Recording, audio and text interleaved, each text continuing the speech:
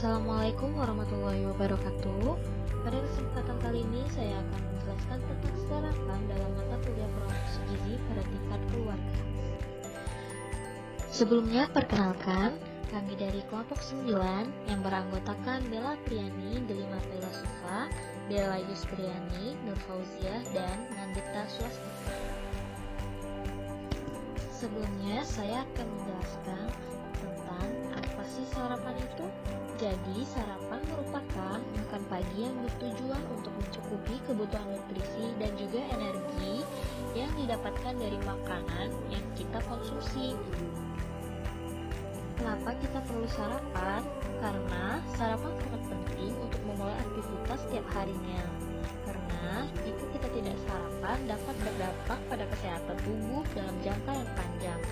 Selain itu, sarapan dapat memenuhi sekitar 15 hingga 30% kebutuhan gizi harian kita. Baiklah, berikutnya manfaat dari sarapan. Yang pertama, ada melindungi tubuh dari penyakit. Menurut sebuah studi, kadar kolesterol jahat atau yang biasa kita kenal dengan LDL pada orang yang tidak sarapan akan cenderung lebih tinggi daripada mereka yang sarapan. Yang kedua, lebih fokus. Kita akan menjadi lebih fokus dan produktif pada saat beraktivitas jika sebelumnya kita sudah memulai hari kita dengan sarapan. Yang ketiga, ada meningkatkan mood, yang dimana sarapan dapat membuat suasana hati lebih baik dan stres di pagi hari dapat diatasi. Yang keempat, memberi nutrisi yang dibutuhkan oleh tubuh. Menurut penelitian, menunjukkan bahwa orang yang sarapan lebih dapat memenuhi kebutuhan gizinya secara menyeluruh dibandingkan orang yang tidak sarapan di pagi hari. Seorang ahli bernama Michael mengungkapkan bahwa ada beberapa alasan mengapa orang Indonesia enggan menikmati sarapan pagi.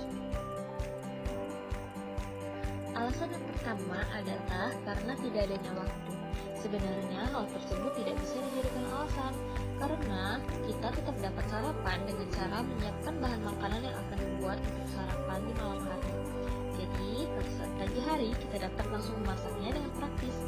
Atau jika kita malas untuk menyiapkan bahan makanan di malam hari, kita dapat membeli sereal dan juga membuat susu yang dapat langsung diseduh di pagi harinya. Tidak perlu repot meluangkan waktu untuk memasak makanan. Jika tidak ada waktu untuk makan di rumah, kita dapat membawa bekal untuk dimakan di sekolah atau di kantor tempat kita bekerja. Dengan sarapan, kita dapat mendapatkan kecukupan gizi dan energi saat beraktivitas di pagi hari. Alasan yang kedua adalah niat menurunkan berat badan dengan cara tidak sarapan. Untuk anggota keluarga kita sedang menurunkan berat badan, kita dapat tetap sarapan, yaitu dengan cara mengurangi porsi makan yang dikonsumsi, lalu hindari makanan yang tinggi akan lemak, memperbanyak makanan yang tinggi akan serat, dan juga diseimbangkan dengan berolahraga agar tubuh tetap sehat. Itu adalah cara yang baik untuk menurunkan berat badan kita, tidak dengan cara meninggalkan sarapan ya. Diet dengan tidak sarapan tidak dianjurkan, karena tubuh kita tetap memerlukan asupan energi di pagi hari sebelum memulai aktivitas kita. Alasan yang ketiga adalah kebiasaan turun-temurun yang membuat kita tidak sarapan. Sebenarnya kita dapat tetap sarapan dengan cara mengajak anggota keluarga untuk sarapan bersama. Hal tersebut dapat membangkitkan rasa ingin sarapan kita setiap paginya karena kita dapat berkumpul dengan keluarga kita. Bisa juga kita membiasakan diri dimulai dengan makanan ringan seperti buah-buahan yang juga dapat dikonsumsi pada saat bekerja. Dan bisa juga dengan cara bangun 15 menit lebih awal agar dapat mengisi waktu kosong dengan sarapan. Teman-teman tahu gak sih bahwa ada kekurangan jika kita tidak sarapan? Pengen tahu apa aja kekurangannya? Saya akan menjelaskannya ya. Berikut adalah kekurangan jika kita tidak sarapan.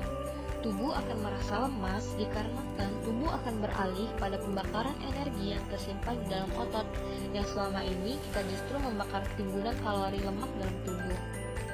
Lalu ada menurunkan konsentrasi. Kita tidak dapat berkonsentrasi dan kehilangan banyak kesempatan untuk mendapatkan stimulasi kognitif. Lalu ada metabolisme tubuh yang terganggu. Kita memerlukan energi untuk menjalankan aktivitas, yaitu dengan menggunakan cadangan energi yang tersimpan di dalam bentuk glikogen yang terdapat di dalam hati dan otot. Lalu terjadi perubahan hormonal pada tubuh kita. Perut kosong pada pagi hari akan menghancurkan keseimbangan hormon di dalam tubuh. Nah teman-teman, setelah menyimak penjelasan tadi, jadi menurut kalian kita perlu atau tidak sih sarapan? Jawabannya adalah ya. Tubuh kita tentu sangat perlu sarapan, karena sarapan dapat memiliki manfaat yang baik untuk tubuh, dan jika kita melewatkannya, hal tersebut dapat berdampak buruk pada tubuh kita.